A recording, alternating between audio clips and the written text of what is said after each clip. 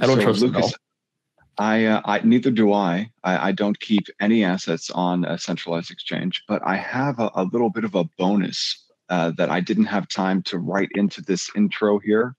It's a tool, a really cool tool. So if anyone's interested in any of these positions, you could head to. Let me just share this real quick. I want to share this screen. This is a very interesting tool specific for these handful of positions here. So this is called Poolfish, poolfish.xyz. And Poolfish is like a combination of Builder Metrics and DeFi Lab, but for Uniswap, PancakeSwap, and SushiSwap. So 3 of the top dexes, you can calculate your estimated fees and visualize your range prior to entry. And then you can also export top positions to an Excel file and search through them. So, just one of the positions that I had in that investor report today, ETH and Injective, well, you could go ahead and visualize your projected APR and fees right here. And that is pretty darn cool, I think. Mm-hmm. So the URL is poolfish.xyz. It doesn't just work on PancakeSwap, it also works on Uniswap and SushiSwap.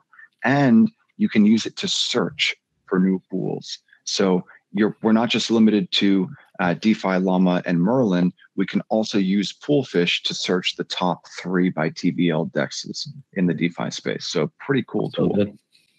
So good.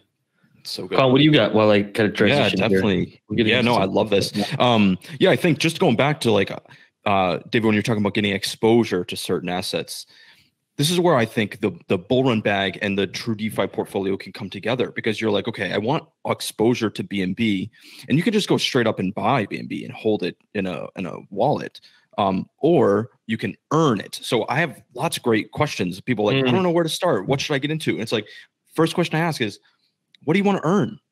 What do you want to earn? Because if you can have a list of I want to earn these 6 assets, then it's like, great, let's go find opportunities that can produce those as a return. So with BNB and Injective and Caspa, if you want to earn those 3 assets, let's go find those pools. And now you can get exposure to those assets through DeFi as opposed to just buying and holding in a wallet. So anyways, just to keep bringing it back to the 2 portfolios that we're building, there's so many ways you can do it. That's a brilliant point that you brought up. It's the best of both worlds. The SUI is still, I had to widen the range a little bit, but that's the only one I actually switched up. But SUI's been printing me SUI tokens since I got into Turbos, and it's still doing its thing.